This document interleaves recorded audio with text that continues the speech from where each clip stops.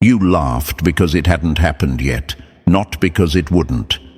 That's the line that hits first, because it tells the whole story in one breath. Someone spoke early, maybe too early for your comfort, and you were quick to judge the timing instead of the truth. It's like mocking a seed because it hasn't broken the ground yet, acting smart while standing over dirt, unaware that roots are already busy underground, doing silent damage to your certainty. The funny part is this: seeds don't rush. They don't argue. They just grow. And one day the ground splits and everyone suddenly pretends they saw it coming. Now pause here, because this is exactly what this moment is about. Bro, you spoke too soon, and now it's all coming true. Isn't just a line, it's a pattern. It's that uncomfortable phase where words leave the mouth before reality catches up, and people mistake early vision for arrogance. They hear confidence and call it delusion. They see calm certainty and label it ego. What they don't see is the internal work already finished before the external proof shows up. Here's a fact that messes with people. Studies in psychology show that individuals with strong future orientation often verbalize outcomes early, not because they're guessing, but because their brain already recognizes patterns forming. Their nervous system locks onto direction before results show up. Translation in simple terms: you weren't talking nonsense. You were responding to signals others couldn't read yet. You didn't speak from hope. You spoke from alignment. That's why your words sounded crazy at the time. The environment didn't match them. The numbers didn't support them. Your situation didn't look impressive enough to justify that tone. So people laughed. Some smiled politely. Some got annoyed. A few quietly rooted against you because confidence without permission makes people uncomfortable. But here's the twist they never consider. Timing doesn't decide truth. Truth decides timing. And now, look at the shift. The same words they joked about are slowly turning into headlines in your life. The same statements they dismissed are lining up one by one like receipts. What's happening isn't loud yet, but it's consistent. And consistency scares people more than noise ever could. The silence from the critics is getting heavy. The jokes stopped landing. The comments slowed down. Because nothing rattles someone more than watching reality side with the person they doubted. Before we go any further, pause for a second. If this message feels uncomfortably accurate, if it feels like it's tapping you on the shoulder instead of shouting at you, then Chosen One, this is your moment. And thank you, Chosen One. Don't forget to pay this message back by simply pressing like and subscribe to help spread this message to more souls. It's the responsibility of all of us to spread the light. Thank you for being part of this mission. You're part of a force, whether you fully see it yet or not. Now back to the point, because this gets deeper. The real reason people say you spoke too soon is because your confidence disrupted their timeline. You weren't supposed to know yet. You weren't supposed to say it out loud. You were supposed to wait for permission, proof, applause, or approval. When you skipped those steps, it exposed something uncomfortable. It exposed how reactive most people are to life instead of intentional. There's another interesting fact worth sitting with.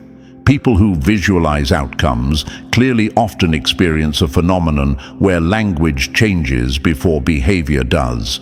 They start speaking in when instead of if. Not because they're reckless, but because their brain has already accepted the outcome as inevitable. That's why your words sounded final while your situation still looked messy. You had already mentally crossed a finish line others hadn't even located on the map. That's also why the enemy, the doubter, the quiet hater, feels uneasy right now. Because this isn't luck. Luck is random. This is patterned. Step by step, your life is lining up with statements you made when you had no evidence to back them up. And the scariest part for them isn't that it's happening. It's that you weren't shocked when it started to happen. You expected it. You moved like someone waiting for a delayed train, not like someone hoping a miracle might show up. Let's be honest for a moment. You didn't speak too soon. You spoke from a higher vantage point. While others were zoomed in on the struggle, you were looking at direction. While they were counting current losses, you were counting trajectory. That's why your words aged well. They didn't need defending, they just needed time. And now time is doing the talking for you. The same mouths that said calm down are now saying, you really did that. The same eyes that rolled are now watching closely, some with respect, some with envy, some with confusion. Because it's hard to argue with results, especially when those results arrive exactly where you said they would. This intro isn't about bragging, it's about confirmation. It's about that quiet moment when you realize your inner voice was never lying, just early.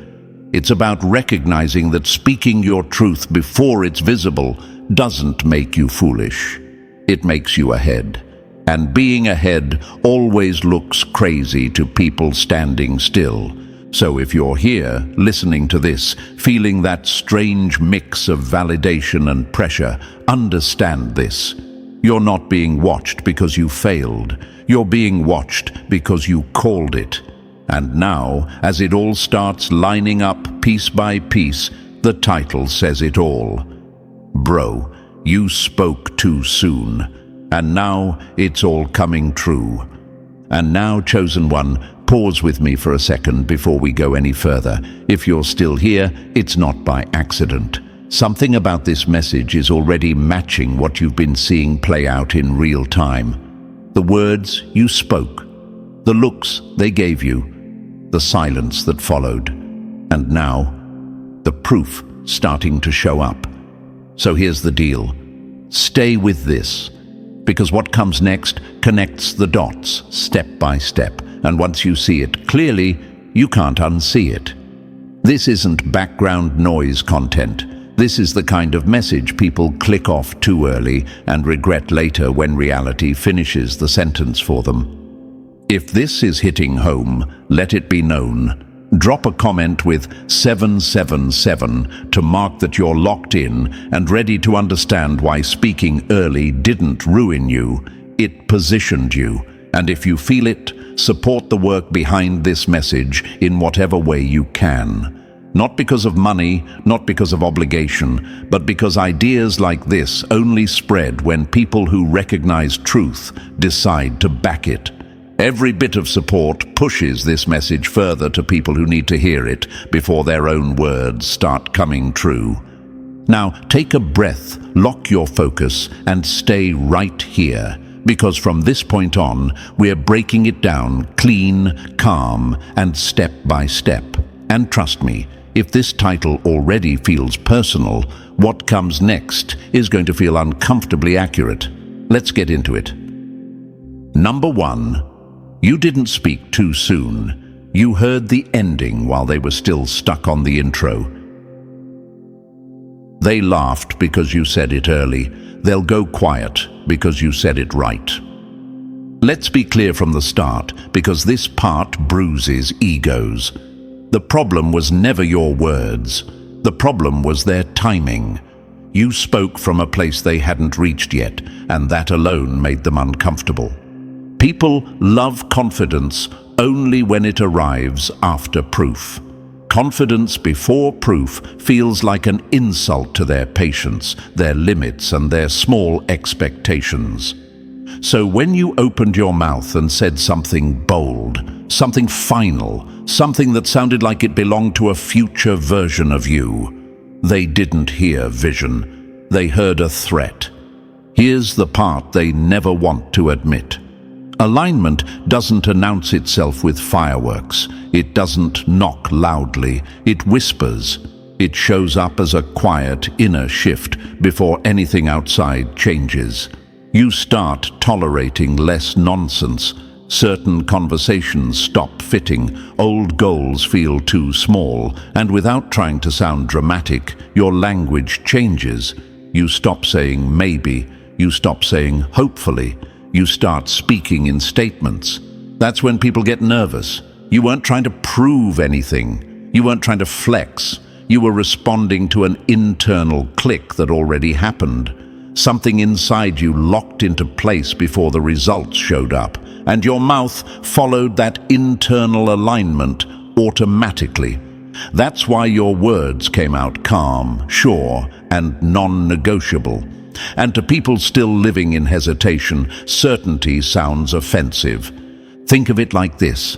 You were reading the map while they were arguing about the weather. You saw the direction clearly, even if the road was still under construction. Meanwhile, they were obsessed with potholes, delays, and excuses. So, when you said where you were going, it sounded ridiculous to them. Not because it was wrong, but because they couldn't imagine moving with that level of clarity. A lot of chosen ones struggle with this question right here. If I was so aligned, why did everything still look messy? Simple answer. Alignment isn't decoration, it's foundation. It gets built underground. And anything built underground looks invisible until it's strong enough to hold weight. You were laying structure while they were waiting for applause. Here's a psychological truth that hits harder the more you sit with it. People who experience internal alignment early often face social resistance, not support. Why? Because your certainty forces others to confront their own indecision. Your clarity becomes a mirror, and most people hate mirrors that show them standing still. That's why they said you were talking big. That's why they hinted you should calm down. That's why some of them secretly hoped you'd fail, just so they could feel right again. You weren't delusional, you were early. And early always looks arrogant to people who move late. Let's address another quiet fear you might have had. What if I jinxed it by saying it out loud? That's nonsense sold to people who don't trust themselves. Words don't ruin alignment. Insecure people do. Your words didn't create pressure. They revealed commitment. And commitment scares people who live in backups and excuses. Notice something else. The louder they laughed back then, the quieter they are now. Because alignment has a sound, and once reality starts echoing your words, there's nothing left to debate. They can't argue with progress. They can't joke away consistency. They can only watch. And watching is torture when you underestimated someone. You see, the real reason they're unsettled isn't because you're succeeding. It's because you succeeded in the exact direction you named out loud.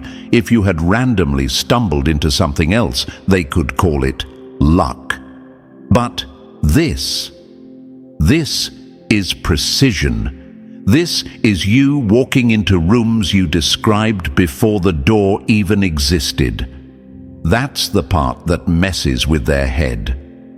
Another metaphor for you. You were hearing thunder miles away while they were judging the clear sky above their house. When the storm finally arrived, they acted surprised. You didn't. You had already closed the windows mentally. That's alignment. Quiet awareness before loud reality. And let's be honest, some of them still want to believe you just got lucky. They need that story to sleep at night.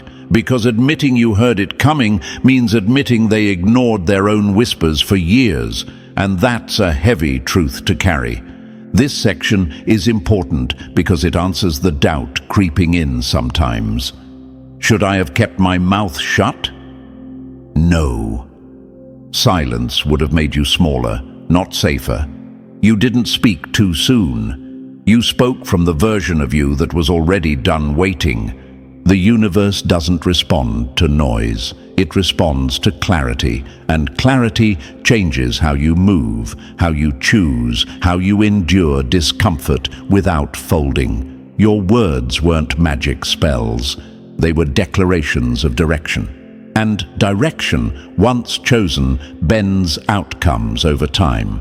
So if you're feeling that strange mix of pride and pressure right now, understand this. The pressure isn't a warning, it's confirmation. You're carrying something real, something consistent, something that doesn't need defending anymore. They underestimated how loudly alignment whispers before it becomes undeniable. They thought silence meant nothing was happening. They mistook patience for weakness. They confused early vision with fantasy. And now, as the pieces fall into place exactly where you said they would, the title keeps proving itself. You spoke early, they spoke doubt, and now reality picked a side. Number 2, you didn't guess the outcome. You recognized it like an old scar you forgot you had. They call it confidence. You call it déjà vu. This is where the confusion really starts for the enemy, because what they think was prediction was actually recognition. You weren't standing at the edge of the present, trying to imagine a random future. You were standing in the present, remembering something that already felt familiar. That's the part they can't compute. Most people only trust what they can see forming. You trusted what felt inevitable long before it showed its face. There's a kind of knowing that doesn't come from charts, plans, or evidence. It doesn't feel loud or dramatic either. It feels calm, solid, almost boring in its certainty. When you spoke those words, the ones they mocked, you weren't hyping yourself up. You weren't manifesting for attention. You were calmly stating something your system already accepted as done. That's why there was no panic in your voice. That's why you didn't keep explaining yourself. You don't explain memories, you just recall them. Imagine this for a second. You walk into a room you haven't visited in years, but the layout hits you instantly. You know where the light switch is. You know where the chair used to sit. You don't need directions because your body remembers before your mind catches up. That's what this was. Your future felt like a room you'd already been in, so when you talked about it, it came out naturally, casually, almost annoyingly certain. You weren't dreaming big, you were recalling what already fit you. This is where others get it wrong. They think belief always starts in the mind. For chosen ones, it starts deeper. It starts as recognition. Something inside you goes, "Oh, this again." And that's unsettling for people who live life like everything is brand new and terrifying. Your calm certainty messes with their fear-based planning. Here's a question you might have asked yourself quietly. If I already knew, why did it still take time? Because knowing doesn't erase process. Remembering the destination doesn't cancel the road. You still had steps to walk, skills to sharpen, pressure to survive. But the ending was never in question for you. Only the timing was. Imagine watching a movie you've already seen, but this time you're sitting with people who haven't. They gasp, they panic, they lean forward. You just watch calmly because you know how it ends. That was you, living inside situations that stressed everyone else out, while something in you stayed oddly steady. They thought you were reckless. You were just informed. They were hoping. You were recognizing. That's the difference. This explains why their reactions never changed your direction. They tried doubt. They tried jokes. They tried discouragement, disguised as concern. None of it stuck. Because doubt only works when the outcome is still undecided inside you. Yours wasn't. You didn't need reassurance, because reassurance is for uncertainty. You had familiarity. Here's another metaphor that hits hard. You weren't writing a new story. You were rereading a chapter you'd skimmed once before. That's why your words sounded ahead of their time. You weren't inventing confidence. You were speaking from memory, and memory doesn't shake under pressure. This also answers another question that creeps in. Why didn't I feel shocked when things started working? Because surprises only happen when outcomes feel foreign. This didn't feel foreign. It felt overdue, like finally meeting someone you've talked about forever. Relief, not shock.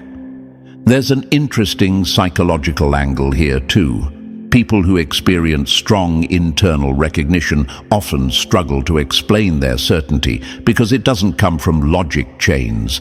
It comes from pattern familiarity. And when you can't explain something step by step, people assume it's fake. What they don't understand is that some truths aren't assembled, they're recalled. They needed proof. You needed timing. Imagine this. A compass doesn't argue with the terrain. It doesn't panic when the road twists. It just points north. That was you. Calm direction in chaotic conditions. Others kept checking the map, doubting the route, second-guessing every turn. You kept moving, not faster, just steadier. And let's hit the enemy honestly here. The reason they're uncomfortable now is because your certainty makes their hesitation look expensive. They waited, you remembered. They stalled, you moved, and now they're watching outcomes unfold in the exact order you hinted at before you had permission to be right.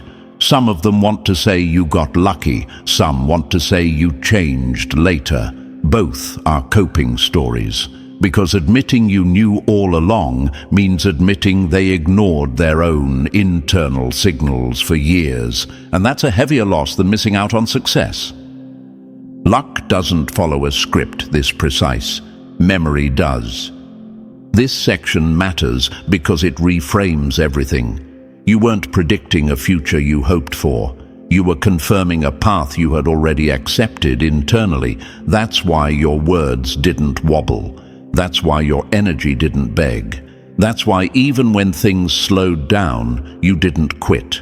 You don't quit on things you recognize as yours. Imagine seeing your name already engraved on a door, even if it's still locked. You don't bang on it. You don't argue with people walking past. You wait. You prepare. You know it opens eventually. That's what your confidence was built on. Ownership before access. And now that it's starting to open piece by piece, the reactions around you are shifting. Confusion, curiosity, quiet observation. That's the sound of people realizing you weren't guessing, you were remembering. So no, you weren't creating fantasies. You weren't speaking nonsense. You weren't tempting fate. You were calmly acknowledging something that already felt real to you long before it looked real to them. They called it speaking too soon. You called it honesty. And now, as reality keeps matching the words you spoke back then, one truth is getting louder every day. You didn't predict what was coming. You recognized it, and that's why none of this feels new to you at all. Number 3.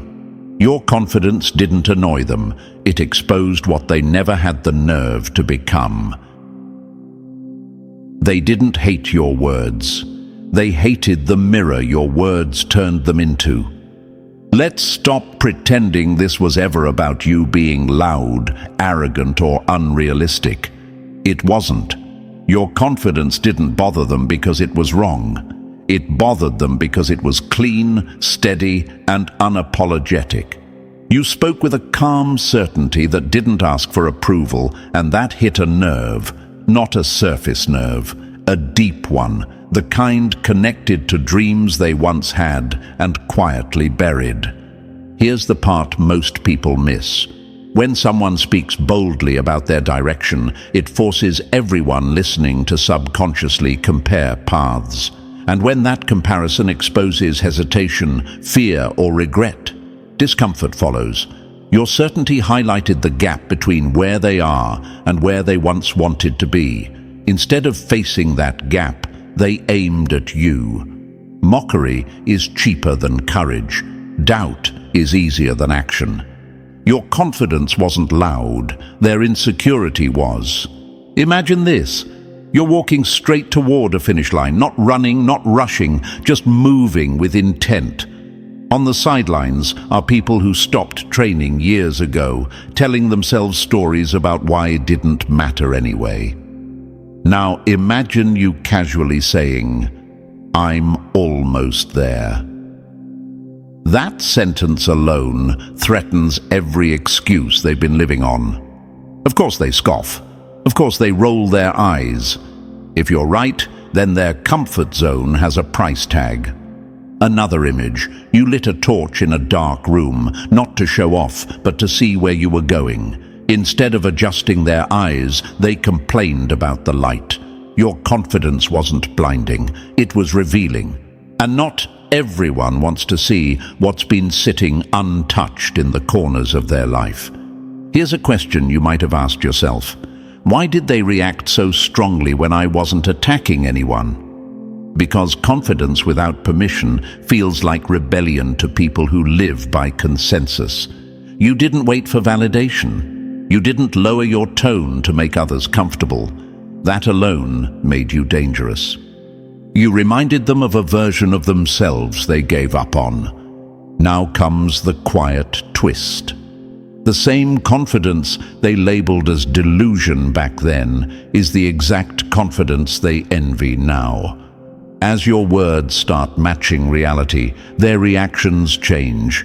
Less jokes, more watching, less commentary, more silence. Envy rarely announces itself loudly. It studies quietly. Think of it like this. You kept building while they kept coping. You kept moving while they kept explaining. And now the distance between you isn't theoretical anymore. It's visible. That's when admiration mixes with resentment. And resentment hides behind fake support. Here's the truth that seals this section. Your confidence wasn't meant to convince them. It was meant to carry you. And it did. The universe responds to direction, not approval. You chose direction. They chose comfort. So no, they weren't offended by your words. They were offended by what your courage said about their fear. And now that your early confidence is turning into real-world proof, the roles are clear. You kept going. They kept watching. And deep down, they know exactly why this hurts. Number 4. You didn't shock them with arrogance. You terrified them with possibility. They didn't think you were wrong. They just couldn't think that far. This part is brutal for them, so let's not soften it. You didn't expose their limits by arguing, proving, or flexing. You exposed them by speaking normally about a future they couldn't even picture. While they were measuring life with a tiny ruler, you were talking in wide angles. And instead of expanding their imagination, they shrank you in their mind. That was easier. Here's the truth they hate sitting with. People judge ideas based on the size of their own imagination, not on reality. When you spoke about where you were headed, they didn't test your words against what was possible. They tested them against what they personally believed they could achieve. And since they couldn't see themselves doing it, they assumed no one could. That's not logic. That's projection. They confused their ceiling with the sky. Imagine this. You're describing a city you've researched deeply, studied, mapped out. You know the streets, the shortcuts, the landmarks. They've never left their neighborhood. When you talk, they nod politely, but internally think, that place doesn't exist. Not because it isn't real, but because they've never been there mentally. That's exactly what happened. Your vision sounded unrealistic only because their mental world was small. Another way to see it. You were playing chess 3 moves ahead, calmly explaining the end game. They were still arguing about the opening. When you said checkmate was coming, they laughed. Now the board is clearing, and suddenly they're quiet, staring at the pieces like something went wrong. Nothing went wrong. They just couldn't imagine what you already calculated. Your words weren't big. Their thinking was small. This answers a question you may have asked yourself. Why were they so sure I was wrong? Because believing you would succeed required them to admit they never tried. Disbelief protected their comfort. If they labeled your vision impossible, they didn't have to confront why they settled. Now reality is doing something uncomfortable. It's matching your words step by step. Not dramatically, not all at once, but accurately. And accuracy is deadly to disbelief, because now they're forced to admit something quietly. They didn't doubt you because of facts. They doubted you because of imagination. They ran out of vision long before you ran out of patience. You didn't need to convince them. You just needed time. Time expands what fear tries to shrink, and as your life unfolds exactly where you said it would, the truth lands hard. You didn't exaggerate. You out-imagined them, and that difference is now impossible to ignore. Number 5. They thought nothing was happening because they couldn't see the work you were doing in the dark. They judged your silence as stagnation, not realizing it was construction. This is where their logic completely failed them. They assumed growth only counts if it's loud, public, and easy to measure. If there were no announcements, no constant updates, no visible wins, they decided nothing was changing. What they didn't understand is that the most dangerous growth happens quietly, internally, where no one gets a front row seat. You were fighting battles they never knew existed. Late nights where doubt tried to negotiate with you. Moments where quitting would have been reasonable, but you stayed anyway. Shifts in discipline, mindset, and tolerance that don't show up on the surface. While they were watching the scoreboard, you were upgrading the player, and that's why they misread you. They watched the surface. You rebuilt the foundation.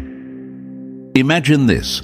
Someone walks past a construction site every day and sees nothing changing above ground. No walls, no floors, just dirt. They laugh and say, "Nothing's happening here." What they don't see is the underground work, the measurements, the structure being laid so the building doesn't collapse later. Then one day, the frame shoots up fast. Overnight it seems sudden. To them, it looks like luck. To you, it feels overdue. That's exactly what this was. Your growth was invisible because it wasn't meant for spectators. It was meant for survival. You were learning restraint, sharpening focus, unlearning habits that kept you small. That kind of work doesn't post well. It doesn't impress crowds, but it changes outcomes. Here's a question you might have wrestled with. If I was growing, why did it feel lonely? Because internal growth isolates by default. When you're evolving faster on the inside than your environment is on the outside, you outgrow conversations before you outgrow circumstances. That gap feels uncomfortable. They mistook that quiet distance for failure. It wasn't. They underestimated you because they only count progress they can witness. Now the invisible has crossed into visible, subtle at first, then undeniable. The way you move is different, the choices are cleaner, the results start stacking, and suddenly their old judgments look foolish, because nothing exposes shallow observation like delayed proof. They didn't believe you because they never saw the work, but the universe saw it. And now reality is translating all that unseen effort into outcomes they can't ignore. They called it nothing. You called it preparation. Number 6. You didn't talk big.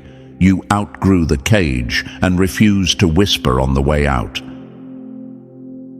They called it bragging because they've never watched someone shed a skin in real time. Let's kill the fake narrative right here. You weren't bragging. Bragging is loud insecurity begging for witnesses. What you did was different. You spoke because the old version of you had expired, and staying silent would have meant lying to yourself. Your words weren't about flexing, they were about oxygen. You were breaking out of something that no longer fit, and anyone who's never escaped their own limits mistakes freedom for ego. Here's what really happened. You hit a moment where shrinking started to hurt more than speaking. Staying quiet felt heavier than being misunderstood, so you said it out loud, not to convince them, to confirm it for yourself. That's not arrogance, that's courage with a pulse. You weren't announcing success, you were declaring independence from who you used to be. Imagine this: a snake doesn't apologize for shedding its skin. It doesn't ask the old version for permission. It leaves it behind because survival demands growth. When you spoke, you were doing the same thing, leaving behind habits, labels, and expectations that kept you small. Of course, it startled people. They were comfortable with the version of you that didn't challenge their assumptions. Another image. You were stepping out of a cramped room into open air, and the sound they heard wasn't bragging. It was a door slamming shut behind you. People who benefit from your silence always call your voice a problem. This answers the question that creeps in. Why did they react like I crossed a line? Because you did. You crossed out of a role they had you memorized in. When you speak from a new identity, it destabilizes old dynamics. They preferred you predictable. You chose honest. Your words weren't early. Their expectations were outdated. They labeled it premature because courage makes cowards uncomfortable.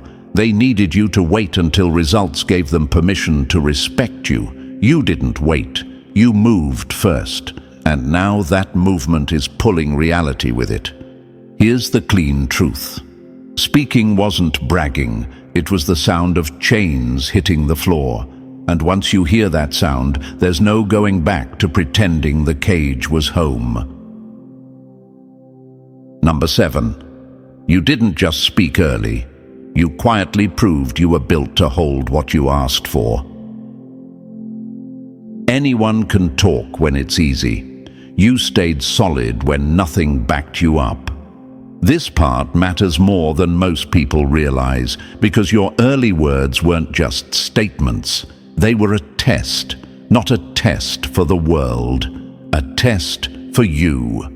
When you said what you said, before there was proof, applause, or momentum, something invisible started watching one thing only: your consistency. Would you panic when nothing moved? Would you backpedal when doubt got loud? Would you soften your tone when people pushed back? And here's the part you didn't even know at the time. You passed. Most people fail this stage quietly. They speak boldly once, don't see instant results, then slowly retreat. They rewrite the story. They joke it off. They pretend they never meant it seriously. You didn't. You stayed aligned, even when it was uncomfortable, even when time stretched, even when silence made things awkward. That steadiness is rare. You didn't fold when nothing happened. That's what changed everything. Imagine planting a flag on a hill before the road exists. Anyone can do that for a day. Very few stand there through storms, delays, and doubt without moving the flag back. You didn't keep explaining yourself. You didn't keep re-announcing. You simply stayed. That's conviction. And conviction always gets noticed, even when it looks like nothing's happening. Here's a question that probably crossed your mind back then. Did I mess up by saying it too soon? No. That question was part of the test. If you had doubted yourself into silence, the alignment would have cracked. But you didn't shrink. You adjusted quietly and kept moving forward. The weight didn't weaken you. It trained you. Another way to see it. You were lifting weight no one else could see. Every day you didn't quit, didn't explain, didn't collapse into insecurity. You got stronger. And strength built that way doesn't wobble when success shows up. That's why what's unfolding now isn't overwhelming you. You already carried the pressure before the results arrived. This is why things are lining up now, not because you spoke early, but because you stayed steady afterward. The universe responds to follow-through, not noise. You proved you could hold the identity before you held the outcome. So yes, your early words were a test, and without realizing it, you passed it clean. That's why what's coming doesn't feel random. It feels earned. Number 8, they didn't doubt you out of logic. They doubted you because you slipped out of their grip.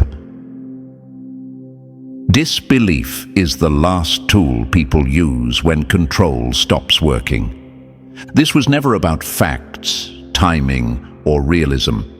Their disbelief wasn't some rational assessment of your situation. It was a reflex. The moment you spoke with certainty, something shifted. You stopped being manageable. You stopped fitting neatly into the version of you they understood, influenced, or subtly directed. And that scared them. Here's the part that matters.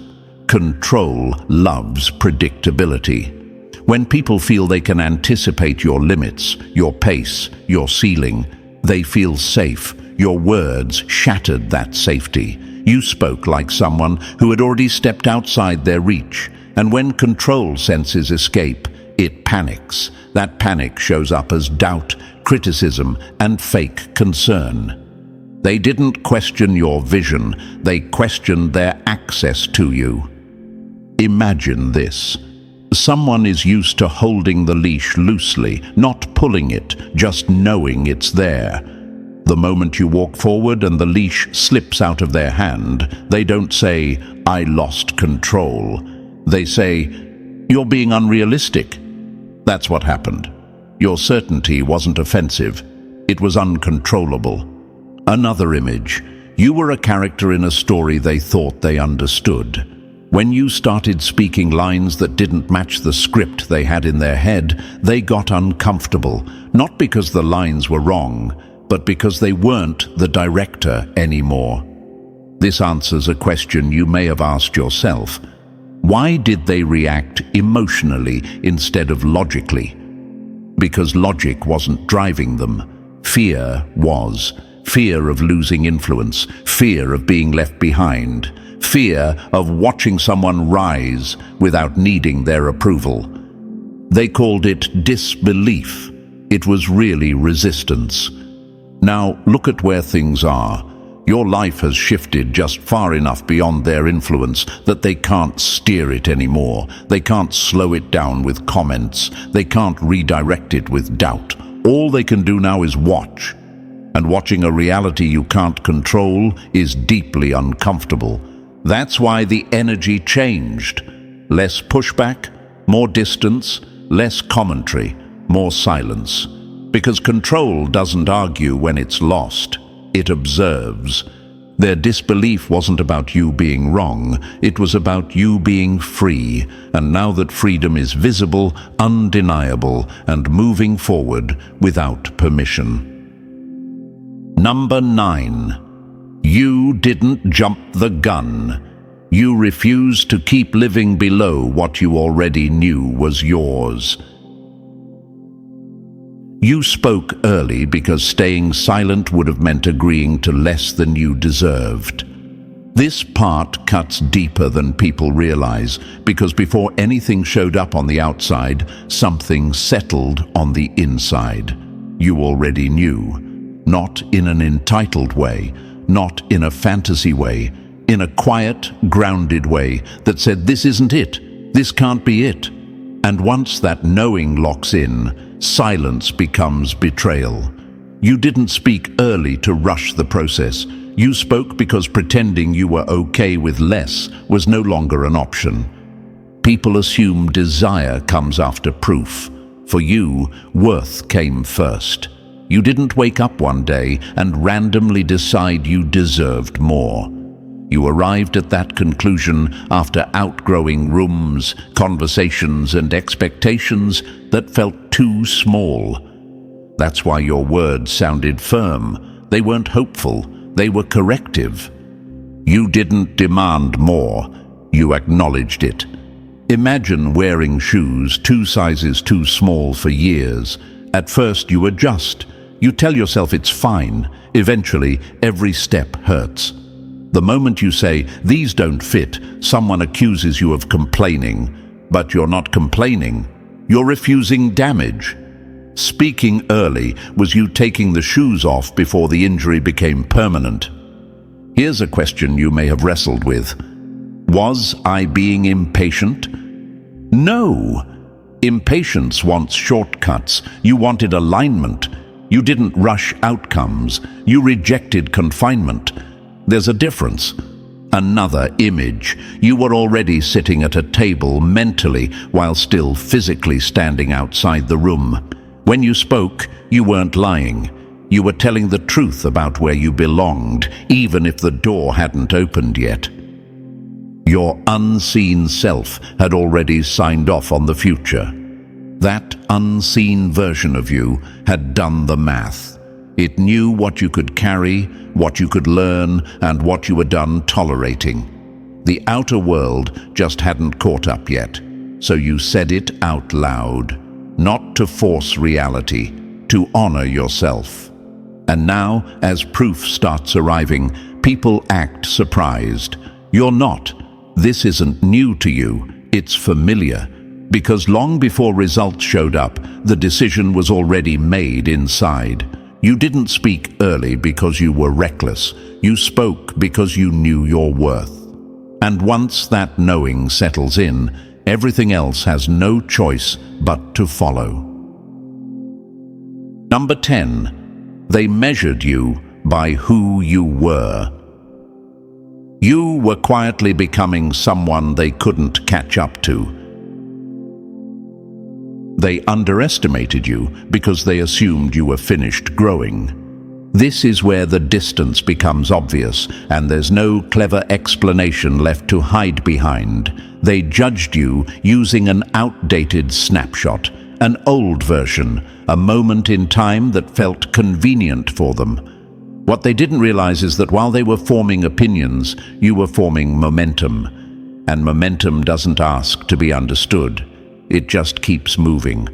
They thought growth was linear, slow, and visible. They assumed if they couldn't see progress, it wasn't happening. So they spoke about you with confidence, thinking they had you figured out. Meanwhile, you were building tomorrow's version of yourself in places they never bothered to look. Internally, strategically, patiently. They thought they knew your limits because they never checked for updates.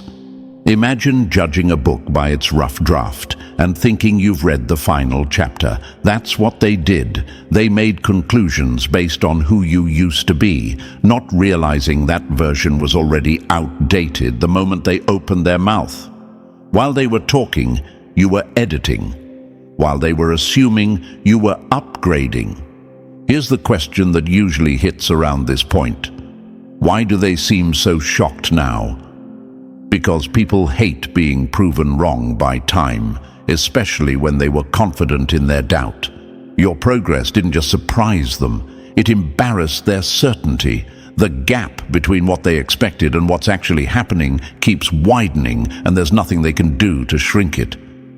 You didn't change suddenly. You revealed yourself gradually. Another way to see it.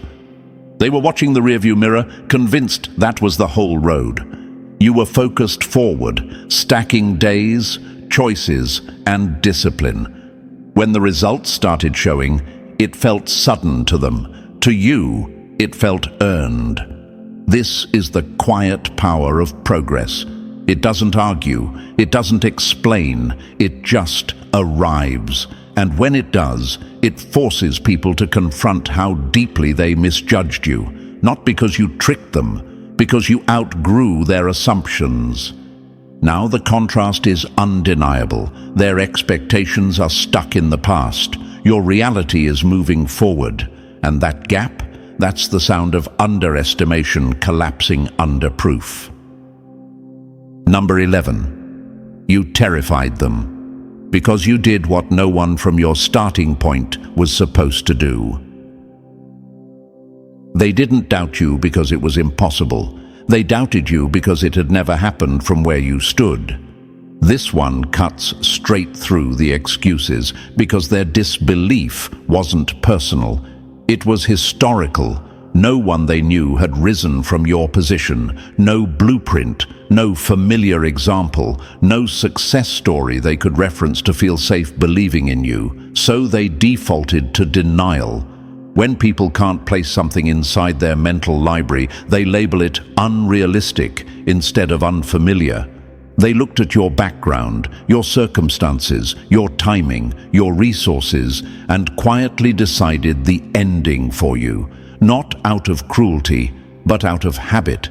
Humans trust patterns, and in their world, people from your position didn't break through. They stayed where they were. They adjusted expectations. They learned to cope. You didn't. They weren't measuring you against reality. They were measuring you against history. Imagine this. Every race they've ever watched from the same starting line ended the same way. Same winners, same outcomes. Then you show up and say, "I'm taking this somewhere else." Of course they laugh. Not because you're wrong, but because you're unfamiliar. You weren't playing the role they'd memorized.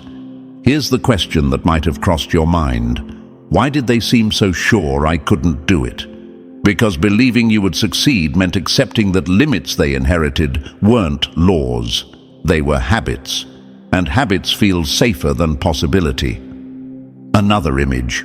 You were building a bridge where no road existed before. They stood at the edge saying, "There's nothing there." You kept building anyway. And now, as the structure holds weight, their certainty collapses. Not because you argued better, but because you proved something new could exist. Your success didn't follow the script. It replaced it. This is the uncomfortable truth.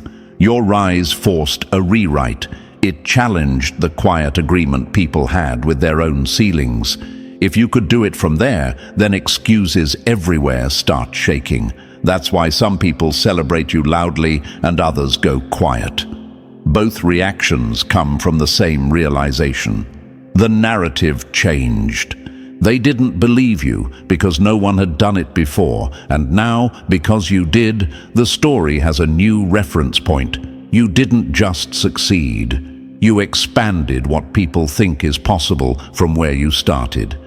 And that's why this was never going to make sense to them until it happened. Number 12. Your breakthrough didn't arrive late. They were still catching up to what you'd already figured out. You weren't behind schedule, you were ahead of their comprehension. This is where the story finally flips cleanly. They keep saying your breakthrough took time, that it finally happened, that it was overdue. But that framing is wrong from the start. Your breakthrough wasn't late. Their understanding was. You were moving on a different timeline the entire time, one that didn't wait for group consensus or shared awareness. You saw the turn before the road sign showed up. People assume progress should make sense to everyone at the same moment. That's not how real momentum works. Perception always lags behind movement. You felt the shift internally long before it registered externally, and long before others could interpret it. While they were still processing old data about you, you had already updated the system. They were judging the clock. You were reading the compass. Imagine this. You're on a train that quietly switches tracks before it speeds up. From the outside, it looks like nothing changed. Same direction, same motion. But internally, the destination is now completely different. By the time the speed becomes obvious, it's too late to debate the turn. That's what happened with you. The real change occurred earlier than they realized. Here's the question that usually surfaces here. Why did they act shocked when things finally clicked? Because people confuse awareness with reality. Just because they noticed it late doesn't mean it started late. Your progress didn't wait for their recognition. It moved regardless. Another image. You were speaking a language they didn't understand yet. When fluency finally spread, they assumed you had just learned it. In reality, you'd been practicing quietly for years. Their delay in understanding made your growth look sudden. It wasn't. Your timing was precise. Their perception was delayed. This is why your confidence stayed steady. You weren't guessing. You were ahead. And being ahead always looks wrong to people behind. Until it doesn't. Now the picture is clear. The breakthrough aligns perfectly with what you said early on. The only thing that was off was their interpretation of time. You didn't arrive late. You arrived exactly when you were supposed to. They just needed longer to catch up to the truth you were already living. So if you're still here, let this land properly. You weren't loud. You weren't crazy. You weren't early for no reason. You saw it before it showed, said it before it settled, and stood on it while others laughed. And now reality is doing what reality always does. It catches up to the truth. If this message spoke to you, press the like button if you haven't already. And if you're not part of this family yet, make sure to hit subscribe. Stay close. Because this story isn't over. It's just getting visible.